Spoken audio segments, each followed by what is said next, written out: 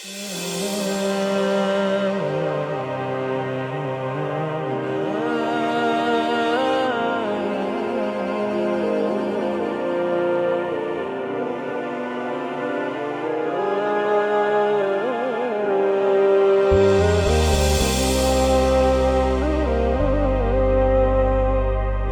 پہ سر چڑھے گا سید کو سب پتا تھا، نیزے پہ سر چڑھے گا سید کو سب پتا تھا، لیکن وہ سوئے مقتل بے خوف چل رہا تھا۔ بیٹے بھتیجے بھائی وارے نہیں جھکا وہ، بیٹے بھتیجے بھائی وارے نہیں جھکا وہ، باطل کو حق نہ مانا اتنا سا مدعا تھا۔ ماتم کنا تھا اس پل انسانیت پہ صحرا، ماتم کنا تھا اس پل انسانیت پہ صحرا، باہوں میں جب وہ لاش اصغر لیے کھڑا تھا۔ یعقوب کی طرح سے رویا نہ تھا ادھر وہ، یعقوب کی طرح سے رویا نہ تھا ادھر وہ، نبیوں سے بڑھ کے میرے مرشد کا حوصلہ تھا۔ تاریخ پڑھ کے دیکھیں ملتا نہیں کوئی بھی، تاریخ پڑھ کے دیکھیں ملتا نہیں کوئی بھی، کرب و بلا میں جیسے غازی میرا لڑا تھا۔ اسلام زندہ ہے تو زندہ حسین بھی ہے، اسلام زندہ ہے تو زندہ حسین بھی ہیں، کربل فقط یزیدی نخوت کا خاتمہ تھا۔ مرتا نہیں ظفر جو حق سچ پہ سر کٹا دے، مرتا نہیں ظفر جو حق سچ پہ سر کٹا دے، سوچوں کو جس نے بدلا ایسا وسع نہا تھا۔ نیزے پہ سر چڑھے گا سید کو سب پتا تھا، لیکن وہ سوئے مقتل بے خوف چل رہا تھا۔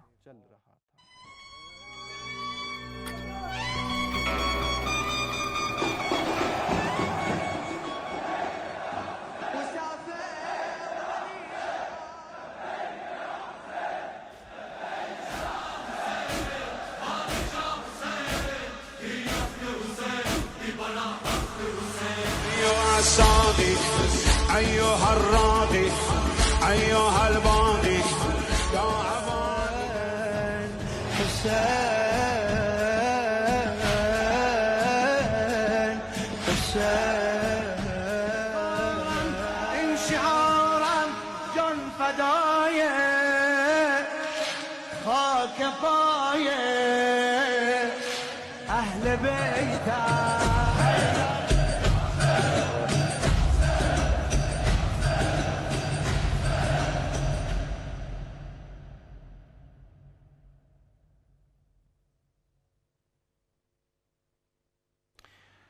اعوذ باللہ من الشیطان اللعین الرجیم، بسم اللہ الرحمن الرحیم، الحمد للہ رب العالمین، والصلاة والسلام علی سید الانبیاء والمرسلین وعلی آلہ الطیبین الطاہرین، ولعنۃ اللہ علی اعدائہم من یوم عداوتہم الى قیام یوم الدین، اللہم کل ولیک الحجۃ ابن الحسن صلواتک علیہ وعلی آبائہ فی هذه الساعة وفی کل ساعة، ولیا وحافظا وقائدا وناصرا ودلیلا وعینا حتی تسکنہ ارضک طوعا وتمتیہ فیہا طویلا۔ محترم ناظرین کرام، السلام علیکم ورحمۃ اللہ وبرکاتہ۔ حرم امام حسین علیہ السلام کے official channel Karbala T V Urdu کے پروگرام نسیم کربلا کے ساتھ ایک بار پھر آپ کی خدمت میں حاضر ہوئے ہیں۔ ہمارا یہ پروگرام آپ گھر بیٹھے ناظرین کی خدمت میں خصوصی طور پر ایام محرم میں، ماہ محرم میں آپ کی خدمت میں یہ پروگرام لے کر آئے ہیں۔ انشاءاللہ اس پروگرام میں ہماری کوشش ہے کہ جتنا ہو سکے آپ گھر بیٹھے ناظرین کو براہ راست کربلا سے وہ مناظر دکھا سکیں، آپ کا رابطہ براہ راست کربلا سے متصل رہے۔ اس پروگرام میں انشاءاللہ مختلف علماء کرام کو بھی دعوت دیں گے، ان سے آپ اور ہم مل کر استفادہ بھی کریں گے۔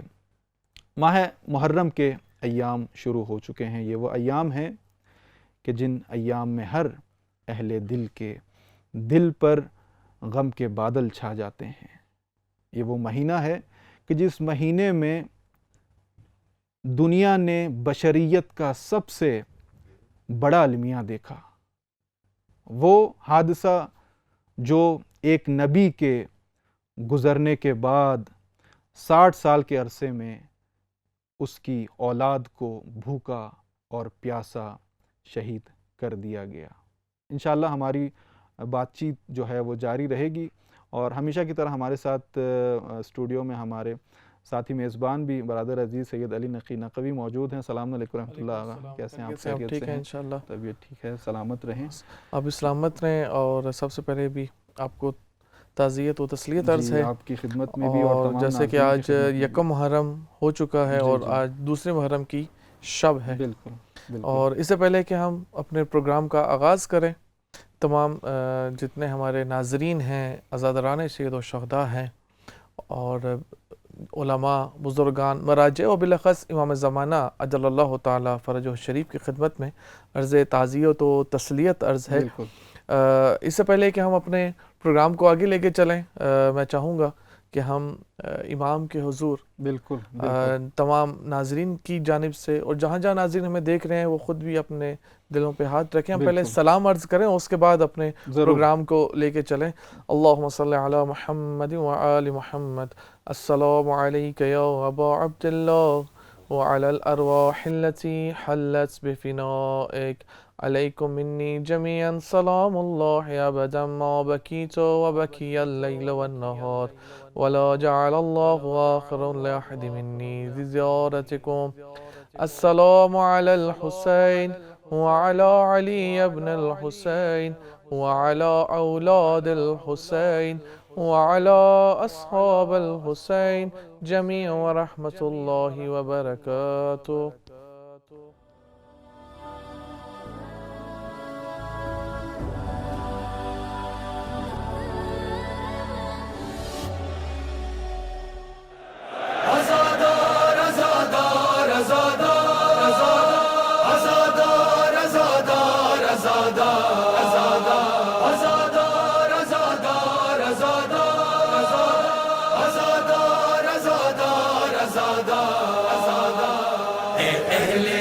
شہر کے وفادار ازادار، اے اہل عزا شہر کے وفادار ازادار، ہو فکر حسینی تیرا کردار ازادار، اے اہل عزا شہر کے وفادار ازادار، اے اہل عزا شہر کے وفادار ازادار، ہو فکر حسینی تیرا کردار ازادار، دیکھے جو تجھے ناز کرے اپنے بڑوں پر، ہوتے ہیں فقط ایسے ہی شبیر کے نوکر، کردار حسینی تیرا کردار ہو مومن، لرزے میں زمانہ ہو زمانے کے ستمگر، یہ ناز بڑا ناز ہے زہرا کی دعا ہو، بارش ہے تیرا حیدر کرار ازادار، عزا شہر کے وفادار ازادار، ہو فکر حسینی تیرا کردار ازادار،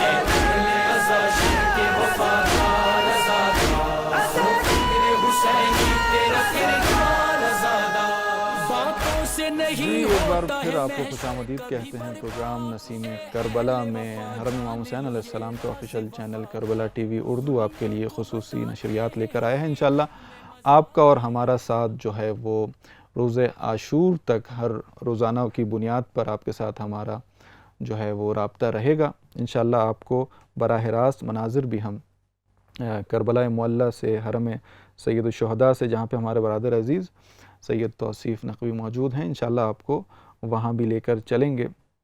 جیسے کہا کہ آج پہلی محرم ہے، محرم الحرام کا باقاعدہ آغاز ہو گیا ہے، اور فرش عزا بچ چکا ہے پوری دنیا میں۔ عاشقان سید الشہداء نے سیاہ لباس اپنے تن کر لیا ہے۔ اس حوالے سے میں چاہوں گا کہ سید، آج جیسے کہ پہلی محرم ہے، اور سید الشہداء کا قافلہ جو ہے وہ اس وقت چل پڑا ہے، کربلا سجنے کو تیار ہے، خیمہائے حسین جو ہیں وہ کربلا کے میدان میں لگنے کو تیار ہیں۔ اس حوالے سے اگر ہم خود سید الشہداء کے حوالے سے بات کریں، جو ان کا جو اساسی نعرہ تھا کہ انما خرجت لطلب اصلاح امتی ان آمر بالمعروف و انہی عن المنکر، کہ امام حسین علیہ السلام کا جو اصل ہدف تھا وہ یہی تھا کہ اصلاح امت اور امر بالمعروف اور نہی عن المنکر کے حوالے سے، کہ واقعاً یہ چیز ہمیں اس چیز کی نشاندہی کراتی ہے کہ اساس جو ہے وہ امر بالمعروف اور نہی عن المنکر جو ہے اس حوالے سے ایسے اس میں کوئی شک نہیں ہے۔ خود امام کی اگر ہم تحریک کو دیکھیں اور جو امام نے قیام کیا، اس میں ایک امام نے یہی کہا کہ میں نانا کا دین کو کیا کرنے جا رہا ہوں، احیاء کرنے جا رہا ہوں، زندہ کرنے جا رہا ہوں، اور نانا کے دین کے بہت سی اقدار کیا ہو چکی تھی، مر چکی تھی، بالکل ایسا ہی، اور جس میں سے ایک چیز جس کا ذکر کیا امر بالمعروف، اور واقعی بنیادی چیز تھی جس نے امام ذکر کیا، اور اسی کے نہ ہونے کی وجہ سے اتنا نبی کی وفات اور امام حسین کا یہ زمانہ بہت مختصر وقت ہے، نہیں دین دم توڑ رہا تھا، یعنی ٹوٹ گیا تھا نا اس میں، اور اقدار جو دیکھیں ہے وہ کھو چکی تھی، اور یہ بنیادی قدر تھی امر المعروف و نہی عن المنکر۔ جب اس قدر اقدار کو یا اس قدر کو جب بھول گئے، منہدم کر دیا، پس پردہ ڈال دیا، مہجور کر دیا گیا، تو اس کا حال دیکھیں کیا ہوا کہ چھوٹے سے زمانے میں ہی کہ خود نواسہ رسول کے ساتھ کیا ہو رہا ہے۔ بالکل ایسا، ہم انشاءاللہ اگلی اس کو کھولیں گے اس میں بالکل کہ اگر آپ امام حسین علیہ السلام کے جو یہ سفر ہے، قبل از کہ ہم آج چونکہ یکم محرم ہے اور بعض روایات کے مطابق 2 کو امام حسین کربلا پہنچے، اور بعض نے کہا کہ 3 کو، اور یہ زمانہ تھا کہ حر امام حسین سے ملاقات کرتا ہے۔ اب اس جو سفر تھا امام کا، جو راستہ تھا، وہ امام کے 2 حصوں میں اگر ہم تقسیم کریں تو ہمیں بہت واضح نظر آئے گا کہ امام کی کیا اسٹریٹجی تھی، امام نے کس طریقے سے قیام کا آغاز کیا۔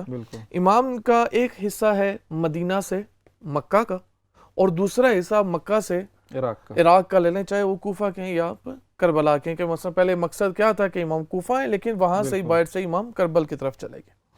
لیکن اس کے اندر دیکھیں کہ امام کیا ہوتا ہے کہ وقت آتا ہے یکم محرم کا، کہا جاتا ہے کہ امام کا کاروان جب صبح تیار ہوتا ہے تو امام کہتے ہیں سارے برتنوں کو، سب مشکیزوں کو آپ کے ساتھ پور کر لو، کہ امام کو وہ ظاہر امام ہے، علم غیب ہے، امام کو جانتے ہیں، تیاری کی جا رہی تھی۔ امام کا کاروان چلتا ہے، کچھ ایک شخص بیچ میں آواز دیتا ہے اللہ اکبر، تکبیر کہتا ہے، تو لوگ کہتے ہیں کیا ہوا؟ کہا کہ کھجور کے کچھ باغ نظر آ رہے ہیں، نخلستان نظر آ رہا ہے۔ تو دوسرے شخص امام نے پوچھا آپ کو کیا نظر آ رہا ہے؟ کہا کہ نخلستان نہیں ہے، کہ گھوڑوں کا ایک کاروان ہے، ان کے گھوڑوں کے کانوں سے لگ رہا تھا کہ وہ نخلستان کھجور کے باغ، لیکن نزدیک پہنچے تو وہ امام کا جو کس کے ساتھ روبرو ہوتے ہیں؟ حر کے کاروان کے، کہا جاتا ہے کہ 1000 گھوڑ سواروں کے ساتھ حر نے امام کا راستہ روکا اور بیعت طلب کی۔ خیر وہ واقعہ سب بالکل، اس بات چیت کو ہم انشاءاللہ اگلے مرحلے میں اس کو مزید کھولیں گے۔ فی الحال چلتے ہیں ایک وقفے کی طرف اور دوبارہ آپ کی خدمت میں حاضر ہوتے ہیں۔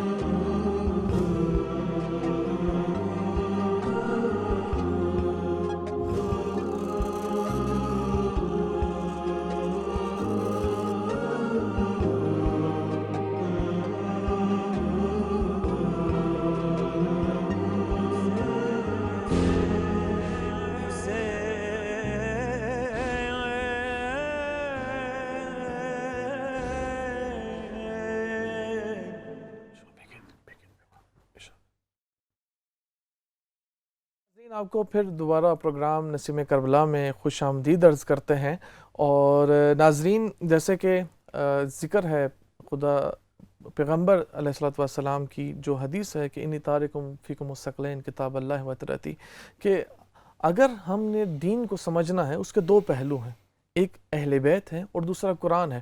اگر ان دونوں میں سے کسی کو بھی ہم نے چھوڑ دیا تو دین کی وہ شناخت جو ہدایت تک لے کے جاتی ہے، جو کمال تک لے کے جاتی ہے، جو انسان کو ارتقاء کراتی ہے، وہ ہم تک نہیں پہنچ سکتی۔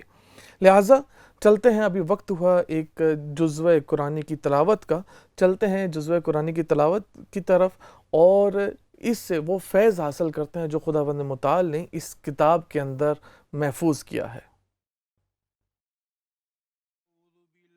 من الشیطان الرجیم بسم اللہ الرحمن الرحیم الحمد للہ رب العالمین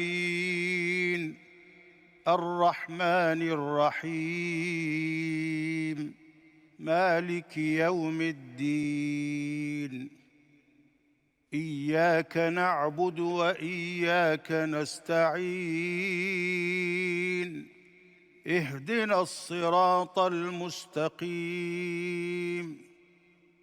صراط الذين أنعمت عليهم غير المغضوب عليهم ولا الضالين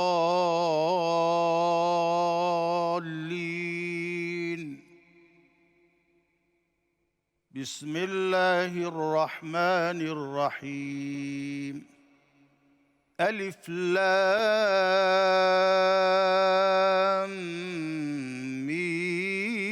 میم ذلك الكتاب لا ريب فيه هدى للمتقين الذين يؤمنون بالغيب ويقيمون الصلاة ومما رزقناهم ينفقون والذين يؤمنون بما أنزل إليك وما أنزل من قبلك وبالآخرة هم يوقنون أولئك على هدى من ربهم وأولئك هم المفلحون صدق الله العلي العظيم۔ جی ناظرین، آپ کو ایک دفعہ پھر سے پروگرام نسیم کربلا میں خوش آمدید عرض کرتے ہیں۔ کربلا ٹی وی کی یہ خصوصی نشریات جو آپ یکم ماہ محرم سے لے کر عاشورہ تک ہمارے ساتھ کے لیے آغاز کیا ہے اور اس میں آپ ہمارے ساتھ رہیے گا۔ آج جیسے کہ ناظرین یکم ماہ محرم ہے اور اسی طرح ہم اپنے پروگرام کو ادامہ دیں گے۔ کل اگر کسی ناظرین نے ہمارے پروگرام دیکھا ہو تو کل ہمارا جو پروگرام تھا وہ تعویذ پرچم یعنی تبدیل پرچم جو گنبد امام حسین علیہ السلام اور جناب عباس علیہ السلام کے گنبد پہ پرچم کی تبدیلی کی جو مراسم تھے وہ آپ کے سامنے پیش کیے گئے، اور جیسے کہ ناظرین نے کل اس کو دیکھا بھی کہ کس طرح وہاں پہ ایک ہجوم تھا عزاداران سید الشہداء کا، اور کتنے آداب کے ساتھ اور کتنے رسومات کے ساتھ اس رسم کو انجام دیا گیا ہے۔ اس کے لیے ہم نے ایک خلاصے کے طور پہ آپ کے سامنے ایک کلپ لے کے آئے ہیں، آپ چلتے ہیں کلپ کی جانب۔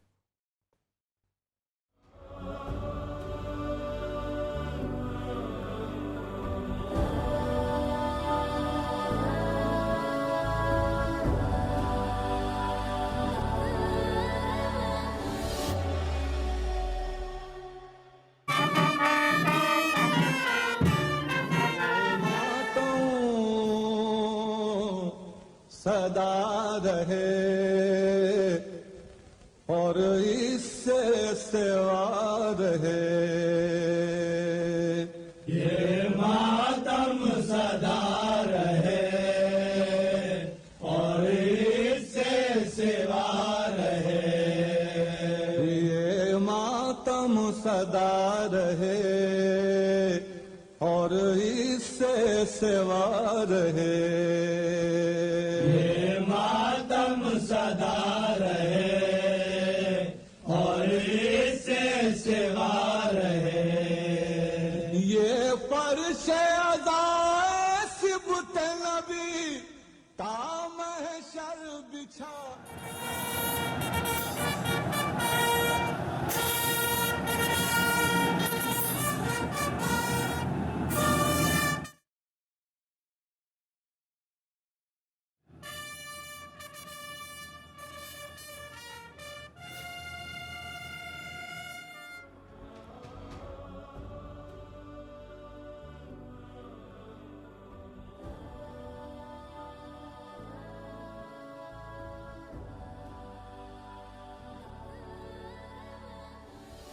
جی ایک بار پھر خوش آمدید کہتے ہیں آپ کو پروگرام نسیم کربلا میں حرم امام حسین علیہ السلام کے official channel Karbala T V Urdu سے یہ خصوصی نشریات لے کر آپ کی خدمت میں حاضر ہوئے ہیں. انشاءاللہ آپ کا اور ہمارا رابطہ جو ہے وہ روز عاشور تک جاری رہے گا. روزانہ کی بنیاد پر آپ کے لیے یہ پروگرام لے کر آئیں گے. فی الحال جیسے کہ ہم نے آپ سے وعدہ کیا تھا، اپنے پروگرام میں ہم مختلف علماء کو بھی دعوت دیں گے اور ان سے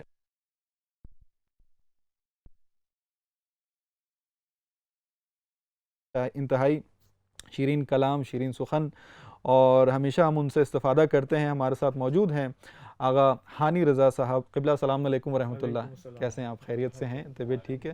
سب سے پہلے بہت بہت شکریہ، آپ نے وقت نکالا ہمارے لیے اور آپ تشریف لے کر آئے. اس کے بعد تسلیت اور تعزیت پیش کرتے ہیں. ایام محرم جو ہے وہ شروع ہو چکے ہیں.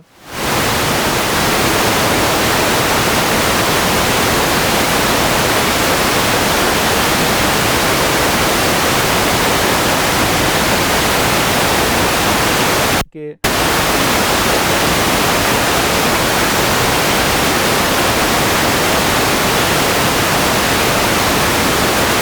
اہتمام کیا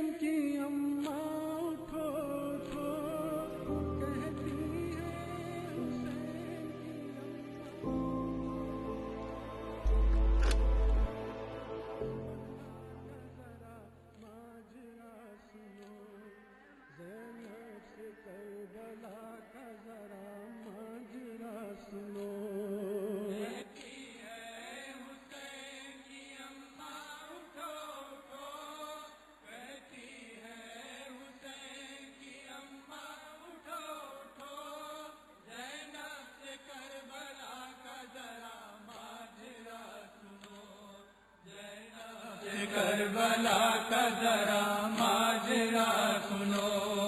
اماں ہمارے رنج مصائب ہیں دردناک، اماں ہمارے قلب و جگر ہو چکے ہیں چاک، اماں ہمارے نانا کی امت نے کی دغا، اماں ہمارے خون کو سمجھے ہیں سب روا.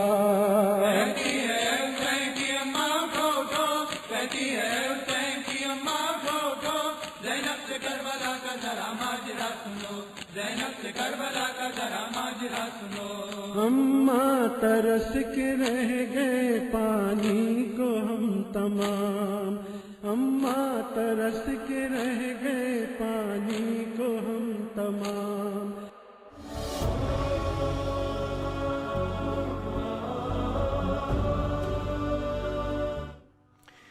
جی ایک بار سے پھر آپ کو خوش آمدید کہتے ہیں پروگرام نسیم کربلا میں. معذرت چاہتے ہیں، ایک چھوٹی سی مشکل پیش آ گئی تھی، ٹیکنیکل ایشو تھا جس کی وجہ سے جو ہے وہ ہماری تصویر جو ہے وہ کٹ ہو گئی تھی. معذرت چاہتے ہیں. اور جیسا کہ میں نے آپ کو کہا کہ ہمارے ساتھ قبلہ موجود ہیں آغا ہانی رضا صاحب. قبلہ میں چاہتا ہوں کہ مجالس اہل بیت کے حوالے سے کہ کس طرح سے حق ہے کہ اس کا اہتمام کیا جائے، اور خود سیرہ اہل بیت میں ہمیں کیا ملتا ہے کہ اہل بیت نے کس طرح سے اس کا اہتمام کیا. انشاءاللہ. بسم اللہ الرحمن الرحیم. الحمدللہ رب العالمین وصلی اللہ علی محمد وآلہ الطاہرین.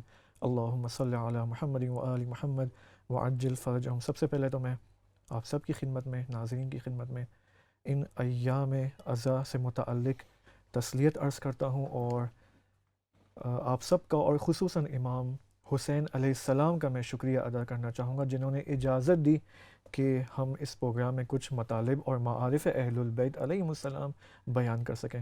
دیکھیں، دو مطلب میں اس سوال سے متعلق اپنی خدمت میں پیش کروں گا. پہلا مطلب یہ ہے کہ جس طرح ہم مکانات اور مکانہائے مقدس میں، جیسے کہ حرمہا یا اہل البیت علیہ السلام ہیں، اس میں ورود اور دخول کے لیے اس معصوم سے اذن طلب کرتے ہیں جس کو ہم اذن دخول کہتے ہیں.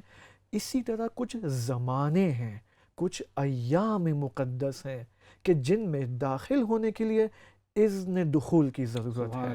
سبحان اللہ. یہاں پر جو ایک اہم موضوع جو کہ ہمیں یہاں پر توجہ رکھنے کی ضرورت ہے، جی، اذن دخول. اذن دخول. قبلہ میں چاہتا ہوں معذرت کے ساتھ اس پہ ہم اذن دخول پہ ہم آگے بات کریں گے. فی الحال ہمارا رابطہ جو ہے وہ حرم میں ہوا ہے. چلتے ہیں، ہمارے ساتھ برادر عزیز سید توصیف نقوی صاحب موجود ہیں. سید سلام علیکم ورحمۃ اللہ.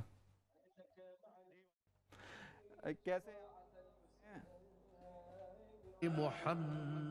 الحمدللہ، بہت شکریہ آپ کا کہ آپ ہمارے ساتھ اس وقت موجود ہیں حرم سید الشہداء سے. ہمارے ناظرین کی خدمت میں میں چاہتا ہوں کہ بتائیے اس وقت کیا صورتحال ہے، کیا فضا ہے، اور آج کی جو پہلی محرم کے حوالے سے کیا وہاں پہ پروگرام رہے ہیں اور کیا صورتحال ہے. ہمیں ذرا ہمارے ناظرین کی خدمت میں ذرا تفصیل بتائیے گا. صل على محمد وآل محمد اللهم صل على فاطمة وأبيها وبعلها وبنيها وسر المستودع فيها بعدد ما احاط به علمك. اس وقت ہم موجود ہیں بین الحرمین میں، بین الجنتین میں، دو جنتوں کے درمیان موجود ہیں. سبحان اللہ. وسر المستودع فيها بعدد ما احاط به علمك. اس وقت ہم موجود ہیں بین الحرمین میں، بین الجنتین میں، دو جنتوں کے درمیان موجود ہیں. اگر ہم دائیں طرف رخ کرتے ہیں تو جنت عباس علمدار ہے کہ جو وفاؤں کے بادشاہ ہیں، جو شجاعت مجسم ہو تو عباس علمدار بن جاتے ہیں. اور ہم دائیں طرف رخ کریں تو حضرت امام حسین علیہ السلام کا نورانی گنبد ہے کہ جس کی طرف دیکھ کے دل خوش ہو جاتا ہے، اور خوش اس عنوان سے ہوتا ہے کہ خدا نے ہمیں یہ توفیق دی ہے کہ ہم کربلا معلی اور محرم میں اس حرم کی زیارت کر رہے ہیں. اور حزین و اس لیے ہو جاتا ہے کہ اس پر موجود جو علم ہے جو سیاہ ہو چکا ہے کل رات سے، وہ ہمیں کربلا معلی کی ان دنوں کی یاد دلاتا ہے کہ جب یہ کربلا معلی نہیں تھا بلکہ ایک صحرا تھا، اور اس صحرا کو آ کے ابو الفضل عباس کی جانب سے خیمے لگائے گئے. امام حسین علیہ السلام نے اس کربلا کو اس یہاں پہ ذبح عظیم ہوئی، اور اسلام کی بقا کے لیے اور اسلام کی آبیاری کے لیے پوری دنیا میں ایک انقلاب کی سی کیفیت ہوگی اس ایک عظیم قربانی کے بعد. تو اس کل کے جو تقریب علم برداری ہے اتنی شاندار تھی کہ دنیا بھر نے اس کو کربلا ٹی وی سے بھی دیکھا اور دیگر چینل سے بھی دیکھا، اور بہترین طریقے سے اس کے انتظامات بھی کیے گئے تھے. اور اس کے بعد باقاعدہ پوری دنیا میں عزا شروع ہو چکی ہے، اور جہاں جہاں بھی محبان اہل بیت ہے، عاشقان امام حسین ہے اور عزاداران سید الشہداء ہیں، وہ اپنے اپنے رسوم و رواج کے مطابق عزا خانوں میں جا چکے ہیں. اور آج سے باقاعدہ مجالس عزا کا اہتمام جاری و ساری ہے، پاکستان میں بھی، انڈیا میں بھی، اور دنیا بھر میں بھی. جہاں جہاں بھی عزا خانے ہیں وہ عزائے سید الشہداء کے ساتھ آباد ہو چکے ہیں، اور ہر جگہ اس عظیم داستان عشق کو بیان کیا جا رہا ہے کہ جو ایک سچے عاشق خدا نے عشق خداوندی میں اس سرزمین پر رقم کی تھی.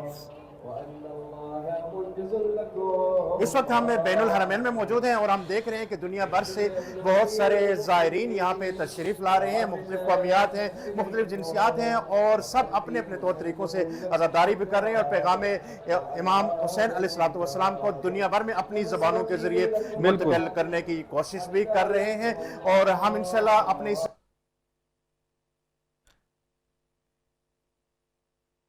بالکل بالکل میری آواز آپ جی آپ کی آواز مجھے آ رہی ہے اس وقت. آپ کو ہماری آواز کلیئر جا رہی ہے، تو ہم چاہیں گے کہ کچھ جو زائرین یہاں پہ موجود ہیں ان کی آواز کو بھی آپ تک پہنچایا جائے اسی کربلا ٹی وی سے.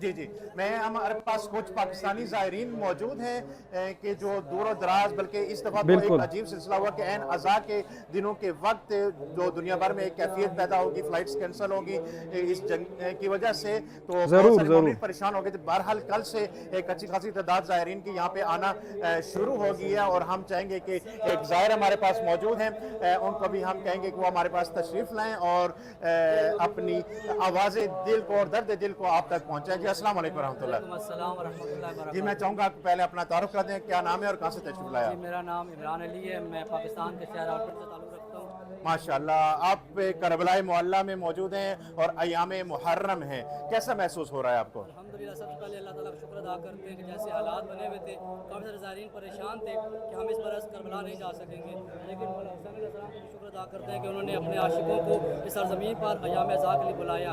अल्हम्दुलिल्लाह, एक करबला हर इंसान की ये ख्वाहिश होती है कि वो मौला के हरम जाए, ज़ियारत करे, और ये अल्लाह की बहुत बड़ी सादत है कि उसने हमें यहाँ पे अयाम अज़ा में बुलाया। अल्हम्दुलिल्लाह। असल तो हम इस दफ़ा बहुत सारे मोमिनीन महरूम रह गए, कुछ ने टिकट्स कराए हुए थे लेकिन उस हालात की खराबी की वजह से वो नहीं आ सके। पहले तो मैं चाहूँगा आप एज अ ज़ायर के तौर पर उनके लिए दुआ करें कि उनके भी मामलात आसान हो और वो ज़ियारत के लिए यहाँ पे आ सकें। और मैं चाहूँगा कि इस ज़मीन पर बैनुल हरमैन में खड़े होकर अपने एहसास दिल को नोहे की सूरत में, मनक़बत की सूरत में या अशआर की सूरत में मुंतकिल करें। करबला हो गई तैयार, खुदा खैर करे, ये कयामत के हैं आसार, खुदा खैर करे। ये तो मुमकिन ही नहीं है कि झुका दें सर को, क्या करें साहिब किरदार, खुदा खैर करे।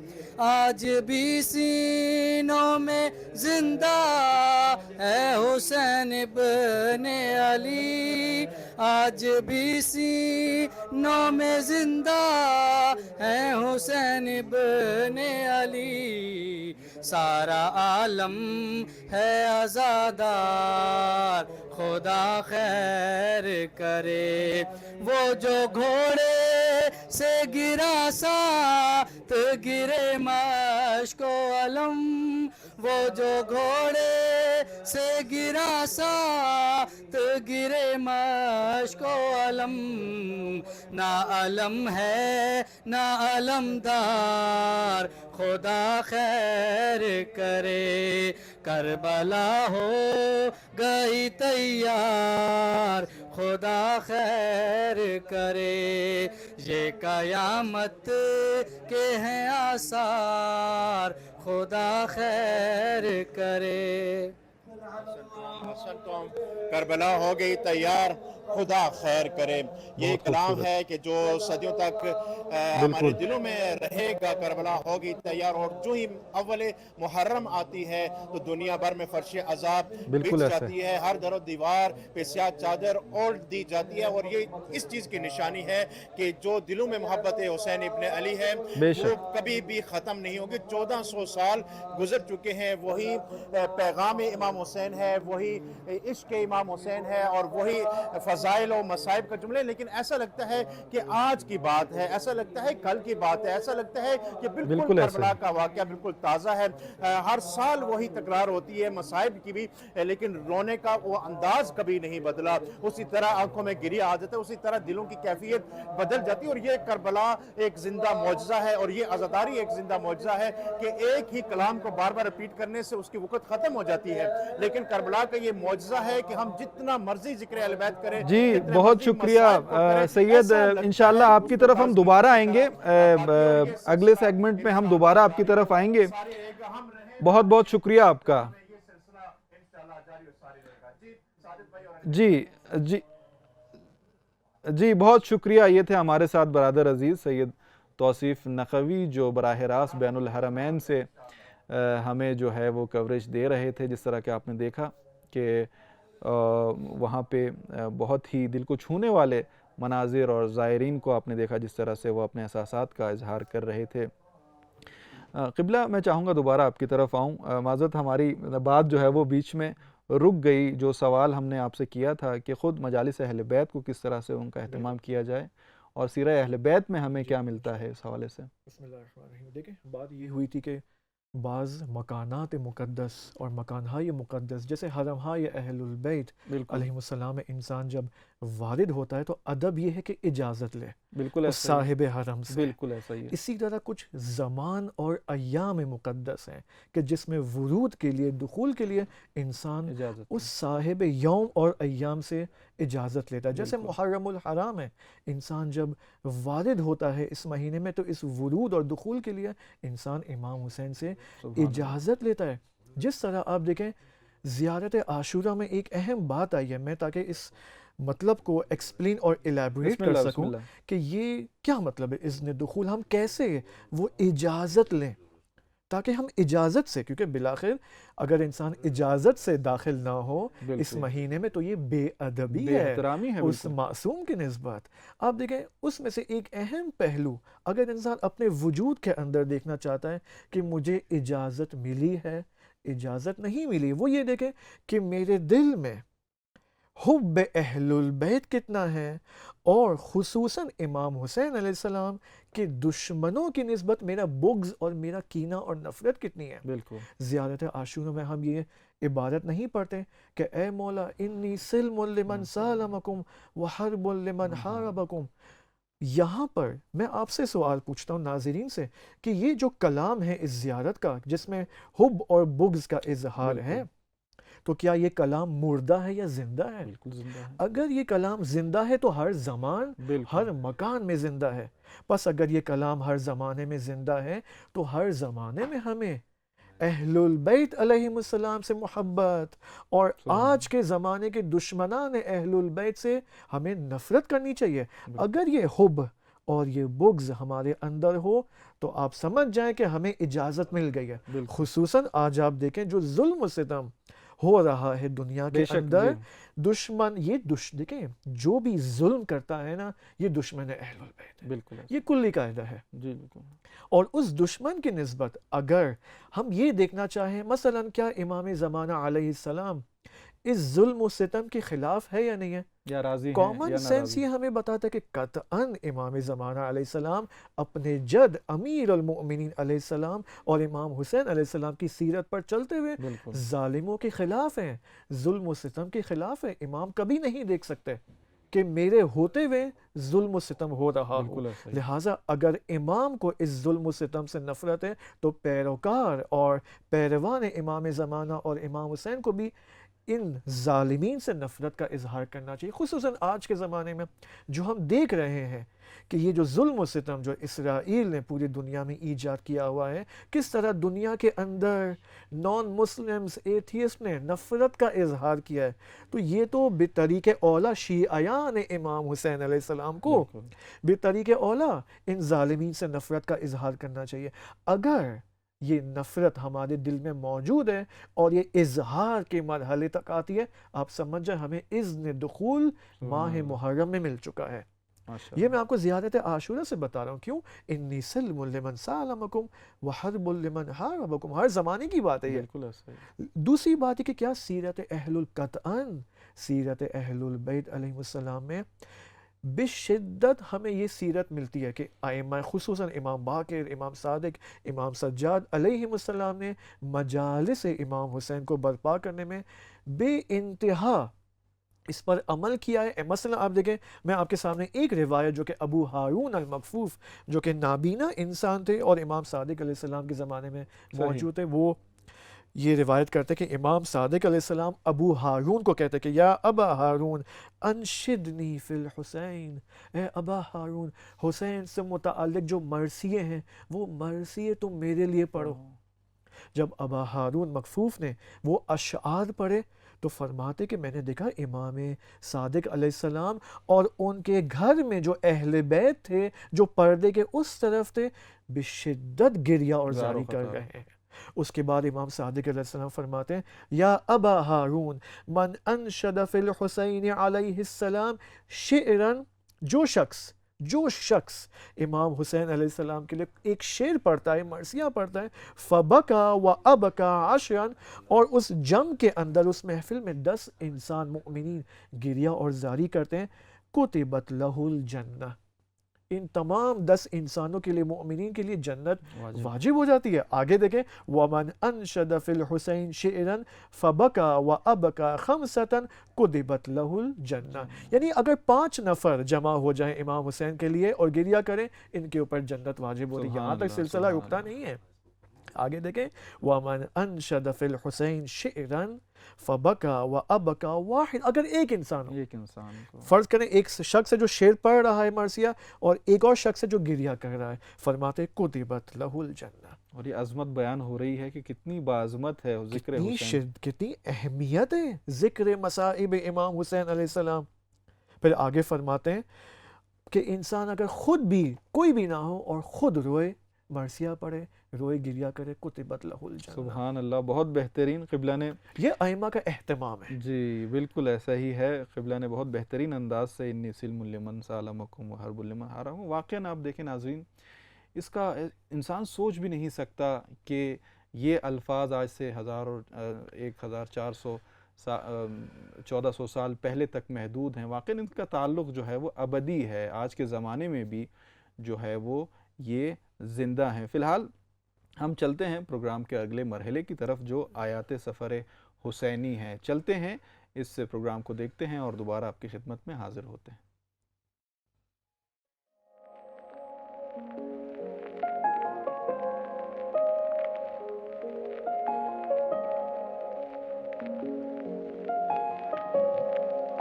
قرآن اور امام حسین علیہ السلام کے عنوان سے یہ پروگرام ہے. یوں تو اگر ہم دیکھیں تو قرآن اور اہل بیت علیہ السلام کبھی ایک دوسرے سے جدا نہیں ہیں، لیکن بالخصوص امام حسین علیہ السلام اور قرآن کا ایک خاص رابطہ ہے. اگر قرآن حجت الہی ہے تو امام حسین علیہ السلام بھی حجت الہی ہے. اگر قرآن ہدی للمتقین ہے، ہدایت ہے، امام حسین علیہ السلام بھی مصباح الہدی ہے، چراغ ہدایت ہے. اگر قرآن لوگوں کے لیے سبب نجات و باعث نجات ہے تو قرآن تو اہل بیت علیہ السلام بھی بالخصوص امام حسین علیہ السلام بھی کشتی نجات ہے. اگر قرآن کے لیے کہا گیا ہے مرفوعۃ مطہرہ، یہ پاک و پاکیزہ کتاب ہے، تو اہل بیت کے لیے بھی ملتا ہے وَيُطَهِّرَكُمْ تَطْهِيرًا، یہ بھی مطہر ہستیاں ہیں. بہت سی مشابہتیں قرآن میں اور اہل بیت علیہ السلام میں پائی جاتی ہیں، اور ان تمام مشابہتوں کی اصل وجہ اور بنیاد یہ ہے کہ جیسا کہ آپ جانتے ہیں رسول خدا حضرت محمد مصطفیٰ صلی اللہ علیہ وآلہ وسلم نے فرمایا ہے انی تارک فیکم الثقلین کتاب اللہ وعطرت اہل بیتی. رسول خدا نے امت کے حوالے ان دونوں گراں قدر چیزوں کو کیا ہے. یہ دونوں کبھی ایک دوسرے سے جدا نہیں ہوں گے، اور مسلمان جب تک ان دونوں سے وابستہ رہے گا، ان دونوں سے متمسک رہے گا، ان دونوں کا دامن تھامے رہے گا، اس وقت تک کبھی گمراہ نہیں ہوگا، یہاں تک کہ حوض کوثر تک رسول خدا سے ملاقات کریں. تو یہ حدیث جس کو حدیث ثقلین کے عنوان سے جانتے ہیں، اس حدیث کا مطلب یہ ہوتا ہے کہ قرآن اور اہل بیت یہ دونوں ایک دوسرے کے شریک، ایک دوسرے کے عدیل ہیں، ایک دوسرے کے مماثل ہیں، مثل ہیں. یعنی جو خصوصیتیں قرآن میں پائی جاتی ہیں وہی خصوصیتیں اہل بیت میں بھی ہونی چاہیے، اور اسی طریقے سے اہل بیت کی جو فضیلتیں ہیں وہی فضیلتیں قرآن کی بھی ہیں. اس حدیث کو علماء نے متواتر بیان کیا ہے. یعنی متواتر ان حدیثوں کو کہا جاتا ہے کہ جو یقینی ہیں. میں بہت مختصر الفاظ میں اس کی تشریح کرنا چاہتا ہوں. دیکھیے، اگر کوئی ایک شخص ہمیں کوئی بات بتائے تو عقلی طور پر دو احتمال ہو سکتا ہے یہ بات صحیح ہو سکتا ہے صحیح نہ ہو. لیکن اگر ایک ہی بات کو بیان کرنے کے لیے کئی افراد ایک بات بتائیں اور ان کی تعداد اس حد تک پہنچ جائے کہ انسان کو یقین ہو جائے کہ یقیناً یہ بات ایسے ہی ہے جیسے کہ ہم تک اطلاع ملی ہے، اس کو متواتر کہتے ہیں. البتہ ہر طبقے میں، ہر دورے میں، تاریخ کے ہر مرحلے میں اتنے نقل کرنے والے ہونے چاہیے. بہت سے علماء نے کہا ہے کہ اگر ہم حدیث ثقلین کو متواتر نہ جانیں تو پھر دامن اسلام میں اور کوئی متواتر حدیث نہیں رہتی ہے، نہیں بچتی ہے، چونکہ بہت سی کتابوں میں یہ حدیث ملتی ہے. ابن حجر مکی کے جو اہل سنت کے ایک متعصب مصنف ہیں، انہوں نے نقل کیا ہے کہ حدیث ثقلین کے نقل کرنے والے صرف مرحلہ صحابہ میں، یعنی صحابہ میں سے 30 افراد نے اس حدیث کو نقل کیا ہے. یعنی یہ بہت ہی معتبر اور مشہور حدیث ہے، اس حدیث کا انکار نہیں کیا جا سکتا. تو جب اس حدیث کے پیش نظر ہم اس نتیجے تک پہنچتے ہیں کہ قرآن اور اہل بیت کبھی ایک دوسرے سے جدا نہیں ہو سکتے، تو اس کے بہت سے جلوے ہمیں ملتے ہیں خود آیات قرآنی میں بھی اور تاریخ اہل بیت میں بھی.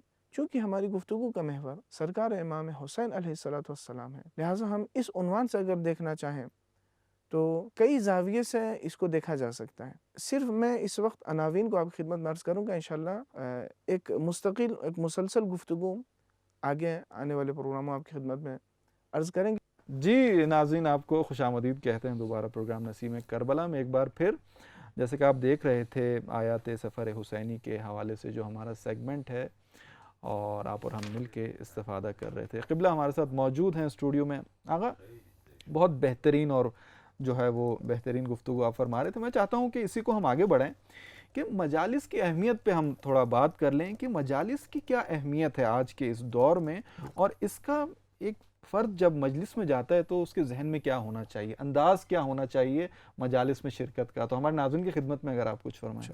دیکھیں یہاں پر میں ایک قاعدہ آپ کی خدمت میں اور تمام ناظرین کی خدمت میں بیان کرتا ہوں، وہ یہ کہ مجالس اہل البیت علیہم السلام زیارت اہل البیت علیہم السلام ہے. سبحان اللہ. یعنی کیا، کس طرح ہم جب حرم میں جاتے ہیں، فرض کریں حرم امام حسین علیہ السلام میں ہم جب جاتے ہیں کن آداب کے ساتھ جاتے ہیں.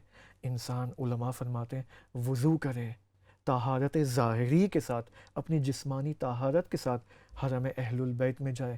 اسی طرح اپنی باطنی اور قلبی طہارت کے ساتھ.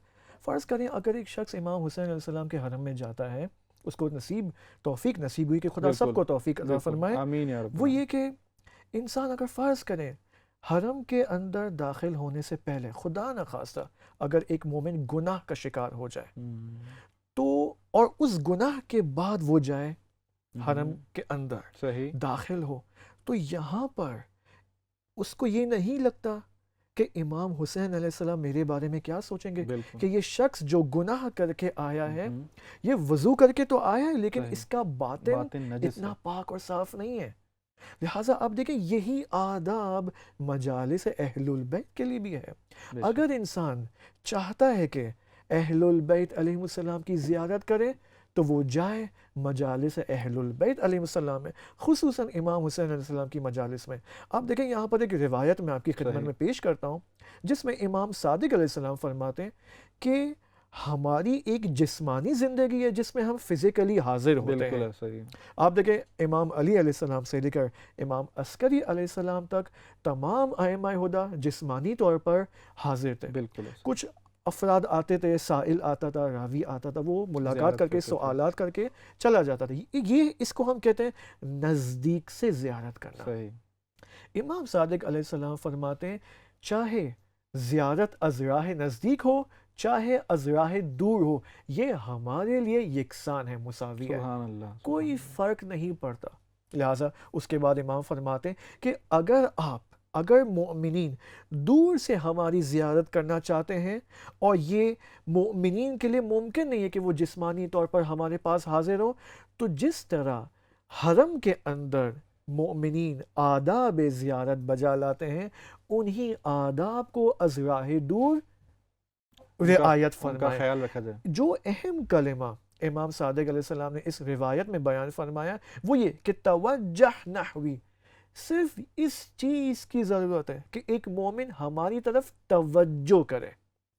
فرض کریں اگر میں امام حسن علیہ السلام، امام حسن مجتبی علیہ السلام کی زیارت کرنا چاہتا ہوں، تو جو قاعدہ امام صادق علیہ السلام فرماتے ہیں اس کے مطابق اگر میری توجہ، قلبی توجہ امام حسن کی طرف چلے جائے، یہ توجہ ہی زیارت ہے. یعنی مخاطب جو ہے وہ ذہن میں ہو اور بالکل یعنی وہی آثار اور آفٹر ایفیکٹس جو حرم کے اندر اور فزیکلی اگر میں امام معصوم سے ملتا ہوں اور وہ اثرات میرے باطن کے اندر مترتب ہوتے ہیں، وہی اثرات دور سے زیارت کرنے کے نتیجے میں بھی مترتب ہوتے ہیں.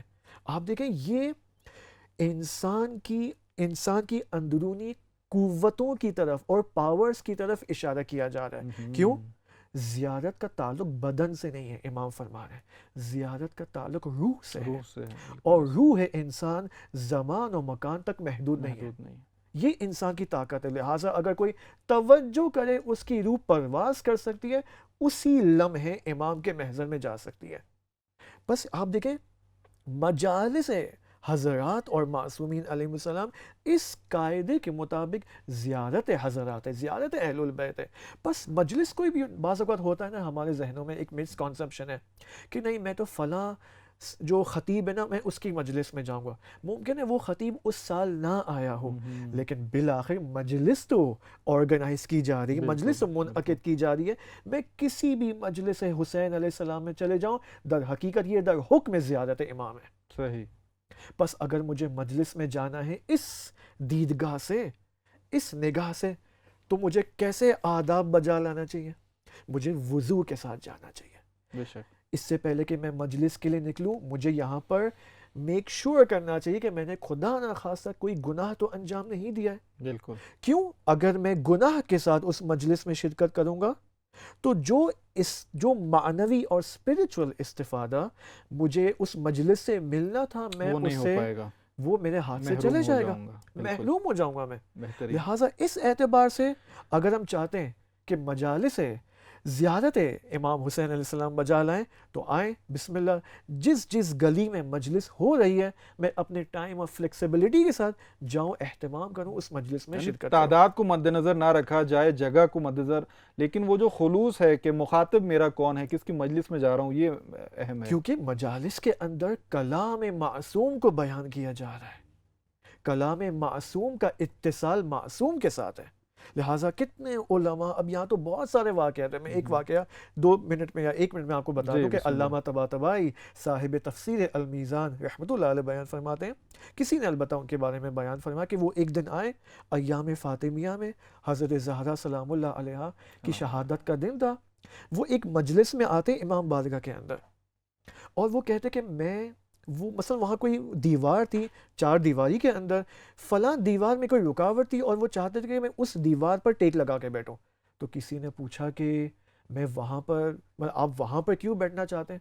فرماتے ہیں اس دیوار پر سال ہا سال زہرہ مرضیہ پر گریہ کیا گیا ہے، سبحان اللہ، اور یہ دیوار صاحب شعور ہے۔ کیا کہنا ہے، بس آپ دیکھیں یہ فقط انسانوں تک مخصوص نہیں ہے، یہ تمام در و دیوار زندہ مخلوقات ہیں اور اس حضور در زیارت اہل البیت کو درک کر رہی ہیں۔ بالکل ایسا ہی ہے، بالکل ایسا ہی، بہت بہترین قبلہ، بہت خوبصورت انداز میں۔ واقعاً ایسا ہی ہے کہ انسان جب بھی مجلس ابا عبداللہ الحسین میں جائے تو واقعاً یہ حق بنتا ہے کہ وہ یہ دل میں یہ تصور کرے کہ وہ حضوری طور پر اپنے امام کی بارگاہ میں جا رہا ہے، امام حاضر و ناظر ہیں، اس کے قول و فعل پر جو ہے وہ نظر رکھتے ہیں، اور واقعاً ایسا ہی ہے۔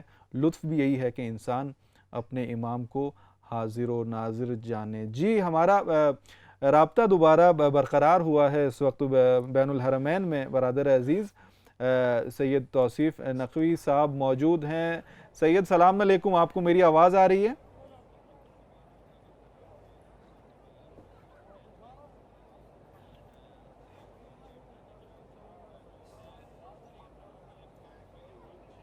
جی وعلیکم السلام ورحمۃ اللہ۔ جی جی اب پروگرام یہاں سے میں چاہوں گا کہ آپ کے حوالے کروں، آپ ہیں اور ہمارے مخاطبین ہیں۔ بسم اللہ۔ جی بسم اللہ الرحمن الرحیم، اللہم صلی علی محمد وآل محمد۔ دوبارہ آپ تمام ناظرین کی خدمت میں بہت بہت سلام پیش کرتے ہیں، اور ہم چاہتے ہیں کہ یہ جو نورانی مناظر آپ اپنی آنکھوں سے دیکھ رہے ہیں وہ کربلا ٹی وی اردو کے توسط سے پوری دنیا میں دیکھنے والے ناظرین تک ہم منتقل کر سکیں۔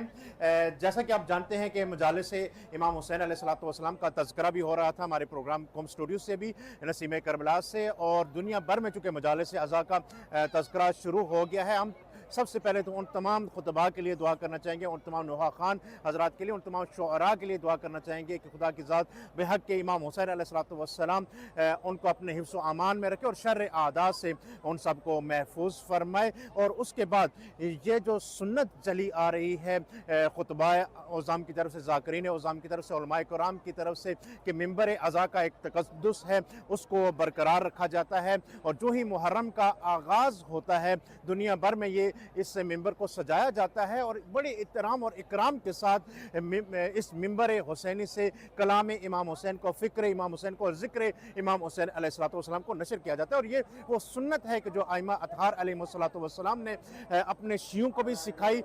بہت سارے شعراء ایسے تھے کہ جن کو امام پاس بلاتے تھے اور کہا کرتے تھے کہ آؤ اور ہمیں ہمارے جد کی یاد دلاؤ اور ان کی یاد میں کچھ اشعار کی تلاوت کرو۔ فرزدق والا مشہور واقعہ ہے کہ جو امام رضا کی بارگاہ میں حاضر ہوئے تھے اور خوبصورت شاعری کے ذریعے تھے امام رضا علیہ السلام کو اپنا کلام سکھایا تھا، اور اسی کلام میں امام رضا علیہ السلام نے اپنے ایک شعر کا بھی اضافہ کیا تھا۔ اور اس طرح دیگر ائمہ معصومین نے بھی اپنی پوری زندگی میں عزائے سید الشہداء کے لیے خصوصی احترام کیا تھا۔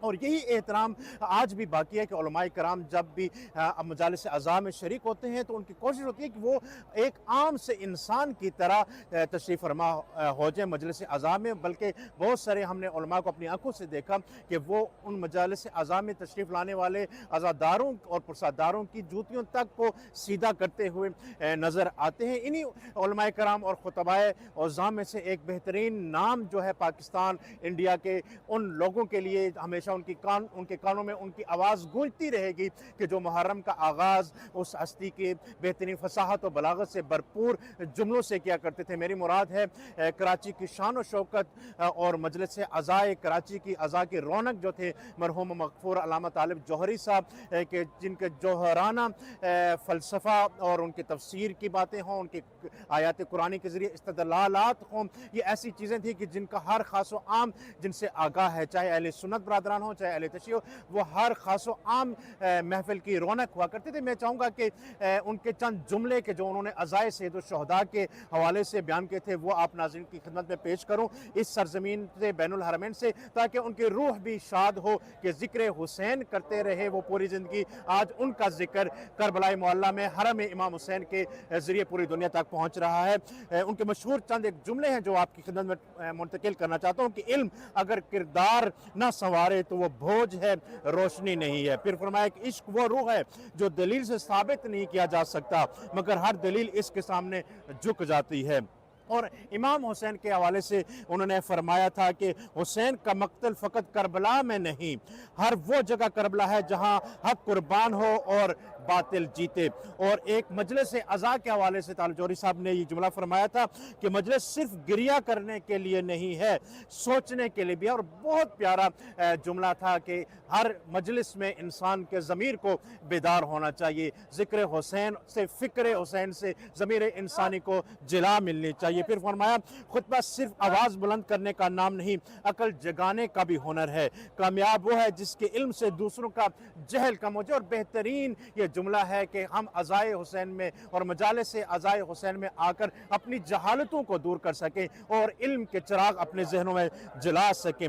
پھر فرمایا دین کے حوالے سے کہ دین کا مطلب صرف عبادت نہیں ہے، سچ کے ساتھ کھڑا ہونا بھی دین ہے۔ اور پھر فرمایا کہ اگر تمہیں ظلم پر خاموشی راس آ گئی ہے تو تم حق کی جنگ کے اہل نہیں ہو۔ حق و باطل کا مارکے کے حوالے سے انہوں نے ہمیں بتایا۔ اور پھر فرمایا کہ قرآن صرف تلاوت کے لیے نہیں، سمجھنے اور عمل کرنے کے لیے نازل ہوا۔ اور قرآن کے حوالے سے میں بتاتا چلوں اپنے ناظرین کی خدمت میں کہ تفسیر کا درس دیا کرتے تھے قومی ٹیلی ویژن پہ بیٹھ کے علامہ طالب جوہری صاحب، اور یہ صرف بہت کم لوگوں کو نصیب ہوا ہے۔ اور ایک آخری جملہ انہی ہستی کا کہ کربلا ہمیں سکھاتا ہے کہ تعداد اہم نہیں، سچائی اہم ہے۔ یہ بہترین جملے تھے علامہ طالب جوہری صاحب کے، ان کے لیے بھی ہم اس سرزمین میں، کربلا کے سرزمین میں دعائے مغفرت بھی کرتے ہیں، اور ان کی جو یہ خدمات ہیں ان کے عوض ان کو کربلا معلیٰ سے ان کی جانب سے نائب الزیارہ بھی رہتے ہیں، اور اپنے ناظرین کے لیے ان کی زندگی کے حوالے سے اور ان کے ایک خوبصورت کلام کے حوالے سے کہ جو انہوں نے ایک مجلس اعضاء میں ذکر کیا تھا، ہم اپنے ناظرین کو اس کربلا کے سرزمین سے اور قم کے اسٹوڈیو سے دکھاتے ہیں۔ میری طرف سے اللہ حافظ، اور سنتے ہیں علامہ صاحب کا یہ خوبصورت کلپ۔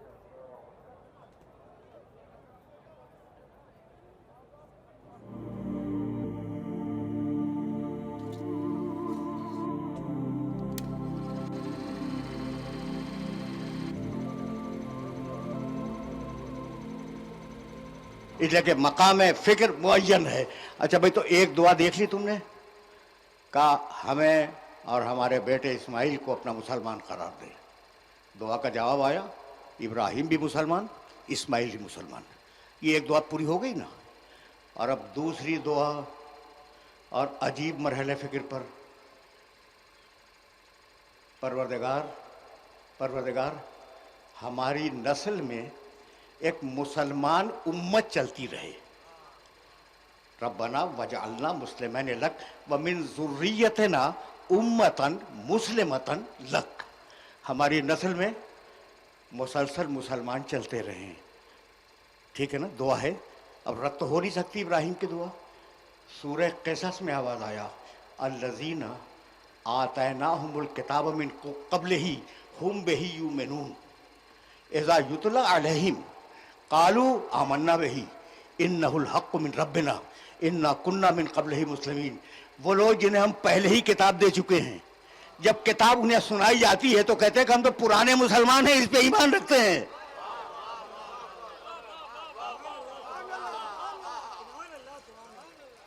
दो दुआएं पूरी हो गई।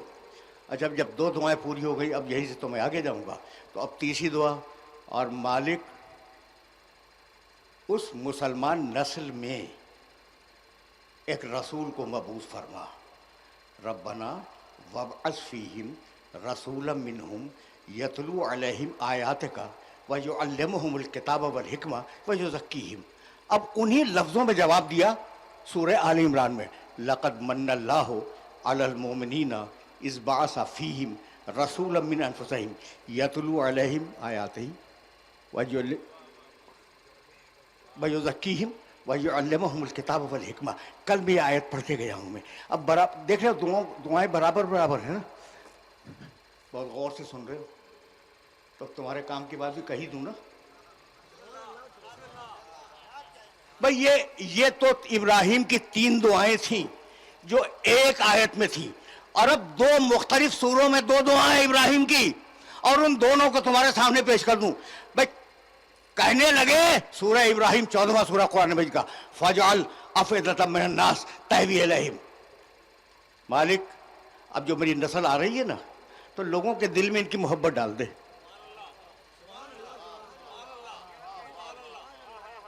ये जो मेरी नस्ल आ रही है, तो इस नस्ल की मोहब्बत डाल दे लोगों के दिल में। अब इस दुआ का कोई जवाब तो होगा ना पूरे कुरान में। और एक और आयत है जो सूरह शुअरा में है, वजअल ली लिसाना सिद्क़िन फिल आखिरीन, और आखिर जमाने में मेरी सच्चाई को एक जबान दे दे। आखिर जमाने में मेरी सच्चाई को एक जबान दे दे भाई। 3 दुआएं कबूल हुई, और अब ये 2 दुआएं 2 मुख्तलिफ सूरों की। परवरदिगार फजअल अफइदतम मिनन नास तहवी इलैहिम, लोगों के दिल में मेरी औलाद की मोहब्बत डाल दे। इब्राहिम, तुम औलाद की मोहब्बत की दुआ मांग रहे हो, जब तो सही कि तुम्हारी औलाद की मोहब्बत को मोहम्मद की रिसालत का अजर बना दूंगा।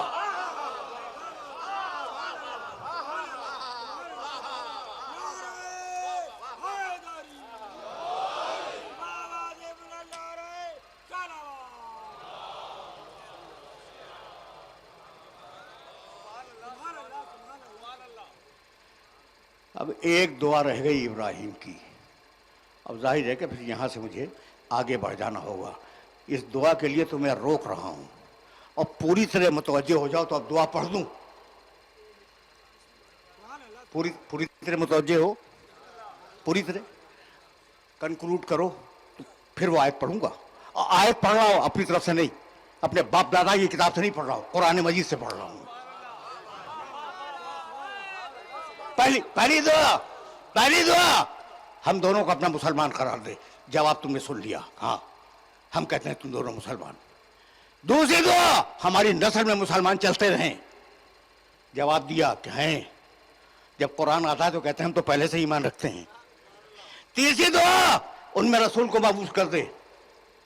देखो भाई, अब इसमें एक चीज बता दूं, कब दुआ मांगी थी इब्राहिम ने कि एक रसूल मबूस कर दे? 4000 बरस पहले, और दुआ कबूल हुई 4000 बरस के बाद। तो अगर दुआ की कबूलियत में ताखीर हो जाए तो परेशान होने की जरूरत नहीं है।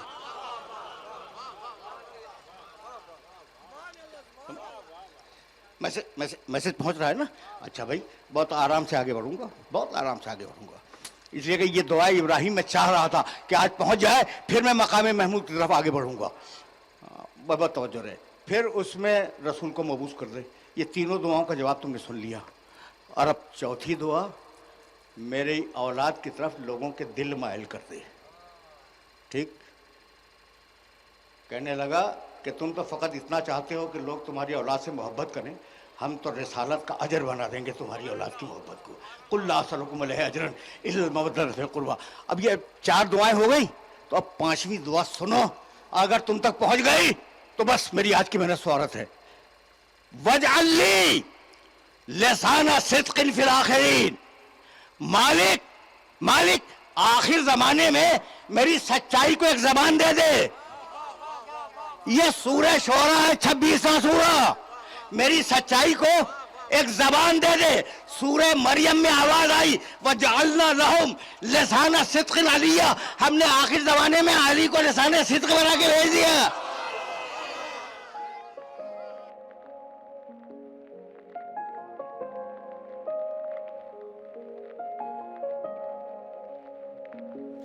جی ایک مرتبہ پھر آپ کو خوش آمدید کہتے ہیں پروگرام نسیم کربلا میں. حرم امام حسین علیہ السلام کے official channel Karbala T V Urdu سے.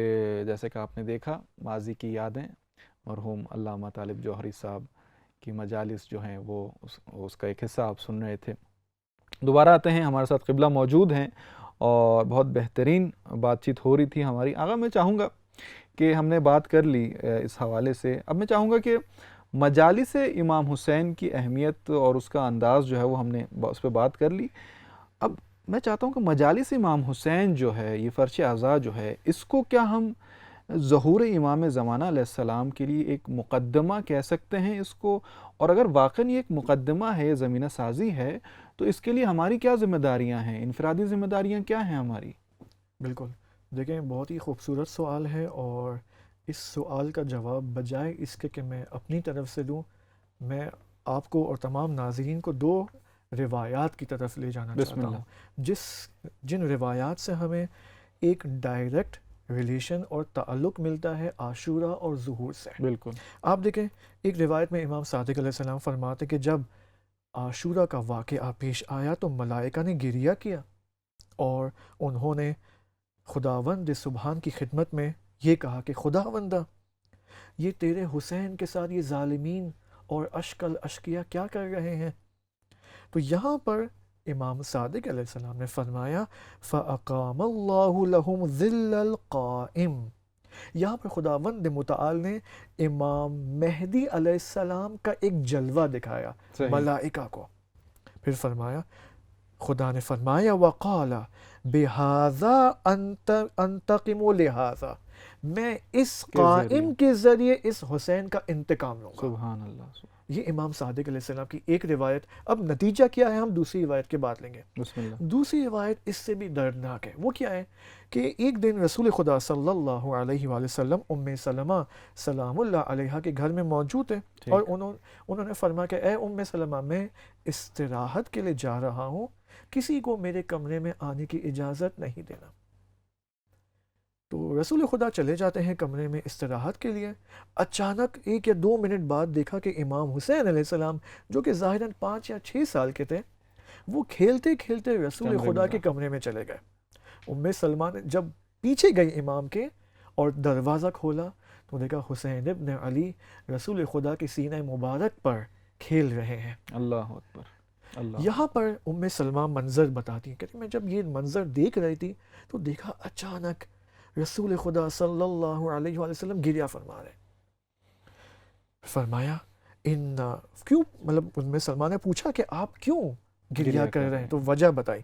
فرماتے کہ میں نے دیکھا جبرائیل آئے, ان ھذا جبرائیل یخبرونی, جبرائیل آئے اور مجھے خبر دی کہ ان ھذا, یہ جو بچہ ہے یعنی حسین, مقتول, یہ مقتول واقع ہوگا. وَهَذِهِ التُّرْبَةُ, اور یہ جو تربت ہے, الَّتِي يُقْتَلُ عَلَيْهَا, یہ وہ تربت ہے جس کے اوپر یہ میرا بچہ مارا جائے گا. اے ام سلمہ, اے رسول خدا, فَذَعِيهِ عِنْدَكَ, جبرائیل نے فرمایا کہ اے رسول خدا, یہ مٹی, یہ تربت اپنے پاس رکھو. اور پھر البتہ رسول خدا نے یہی تربت ام سلمہ کو دی. فَإِذَا صَارَتْ دَمًا فَقَدْ قُتِلَ حَبِيبِي, کہ جب یہ تربت خون میں تبدیل ہو جائے تو سمجھ جانا کہ میرا حبیب یعنی حسین ابن علی شہید ہو چکے ہیں. اس کے بعد ام سلمہ نے سلام اللہ علیہ نے رسول خدا کو کہا, اے رسول خدا, کیا آپ خدا سے درخواست نہیں کر سکتے کہ یہ ابتلا اور یہ بلا حسین کے وجود سے اٹھا لے؟ تو رسول خدا نے کہا میں نے حتماً اور بالکل میں نے خدا سے یہ درخواست کی. تو خدا نے کہا اب یہ جو جواب ہے نا اللہ سبحانہ و تعالیٰ کا, وہ بہت مہم ہے. فرمایا, خدا نے فرمایا کہ اے محمد, میں یہ بلا کو نہیں اٹھاؤں گا. کیوں؟ ان المہدی من ولد, یعنی مہدی اس کے نسل سے متولد ہوگا. سبحان اللہ. کیا مطلب؟ اب دیکھیں یہاں پر دین ہمارا بہت ہی عمیق ہے. ہم ان روایات کو اگر فقط احساساتی نگاہ سے دیکھیں گے تو وہ عمیق پیغام جو ان روایات کے اندر موجود ہیں وہ ہمیں نہیں مل سکتا. علماء نے جو ان روایات کی تفسیر پیش کی ہے فرماتے ہیں کہ ظہور امام زمانہ علیہ السلام کا تحقق حسین ابن علی کے ابتلا کے نتیجے میں محقق ہوگا. اللہ. یعنی وہ بیداری اور وہ اویکننگ جو دنیا میں محقق ہونی ہے جس کا نتیجہ ظہور ہوگا وہ حسین ابن علی کی ابتلا کی وجہ سے ہے. سبحان اللہ. آپ دیکھیں یہیں سے ہمیں ایک قاعدہ ملتا ہے. وہ قاعدہ کیا ہے؟ وہ قاعدہ یہ ہے کہ مجالس امام حسین علیہ السلام کے اندر اگر ہم مثلا زیارت عاشورہ میں یا زیارت وارثہ میں پڑھتے ہیں کہ السلام علیکہ یا وارث آدم صفوۃ اللہ، ایک نبی کا ذکر کرتے ہیں اولو العزم انبیاء کا، پہنچتے ہیں امام حسین علیہ السلام تک. سبحان اللہ. اس کا کیا مطلب ہے؟ اس کا مطلب یہ کہ ہر زمانے کے اندر ہر نبی نے جو باطل کے خلاف قیام کیا ہے وہ قیام اس کا اینڈ ہمیں امام حسین علیہ السلام کی زندگی میں عاشورہ میں نظر آتا ہے. سبحان اللہ. لیکن اس کا بھی اینڈ ہمیں کہاں ملتا ہے؟ جو بیداری ہوگی عاشورہ کے بعد وہ ظہور امام زمانہ سے پہلے غیبت امام زمانہ میں محقق ہوگی. اگر غیبت میں لوگ بیدار نہیں ہوں گے تو ظہور محقق نہیں ہو سکتا. لہٰذا یہاں پر مجالس امام حسین علیہ السلام کا اہم ترین وظیفہ یہ ہے کہ کہ وہ جو سورہ فتح کے اندر جو اہم ترین آیت ہے جس میں مومنین کی صفات ہیں کہ اشداء علی الکفار رحماء بینہم، اس آیت کو محقق کریں مجالس میں. یعنی وہ حب اور بغض جو آج کے زمانے کے حق اور باطل کے اعتبار سے اس کو لے کر آئے مجالس میں، اس کو ترویج کریں. آج کے ظالمین کی نسبت نفرت کو ترویج کریں. بہت بہترین قبلہ، بہت بہترین انداز میں آپ نے مجالس حسین کو زمینہ سازی ہے ظہور امام زمانہ علیہ السلام سے اس کی تفصیل بیان کی. بہت بہت شکریہ آپ کا. ہم آپ کے مشکور ہیں کہ آپ نے وقت دیا، آپ تشریف لے کر آئے. انشاءاللہ مزید آپ سے استفادہ کیا جائے گا. آپ کے مشکور اور ممنون ہیں.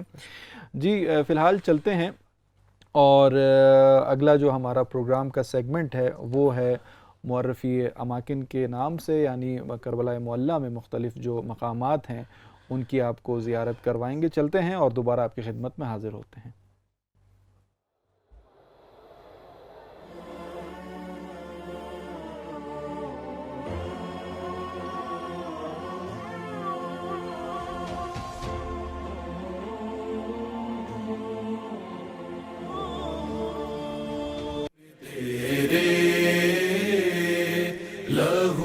خوشبو فلک دامن سے آ رہی ہے.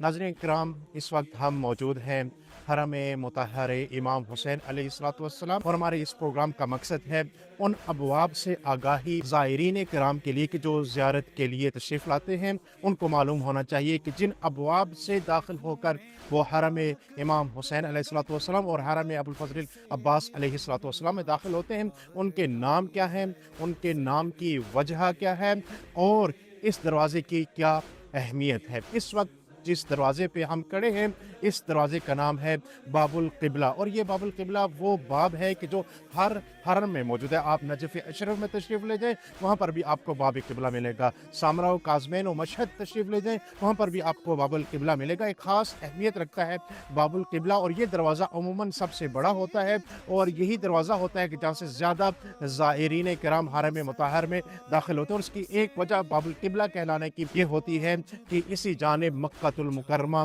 ہے اور کعبہ مشرفہ ہے، کعبۃ المکرمہ ہے کہ جس کی جانب رخ کر کے سب کی نمازیں ہوا کرتی ہیں. اور حرم مطہر سے نکلا ہوا باب القبلہ یقیناً آپ کو کربلا سے مکہ کی جانب لے جاتا ہے، نجف سے مکہ کی جانب لے جاتا ہے، سامرا و کاظمین و مشہد مقدس سے مکہ مکرمہ لے جاتا ہے. اور یہی وہ درس ہے کہ جو ہر حرم سے ہمیں ملتا ہے. کون ہے وارث حقیقی بیت اللہ الحرام کا؟ جب انسان ایک زائر بن کر اس باب القبلہ عاشقین سے داخل ہوتا ہے تو اس کی آنکھوں کے سامنے ذریح مطہر کا پہلا منظر ہوتا ہے. اور یہی وہ مقام ہوتا ہے کہ جب زائر کی خواہش ہوتی ہے کہ وہ اپنے دست دعا کو بلند کرے اور اس کی ساری دعائیں، اس کی ساری مناجات قبول ہو جائیں. بسم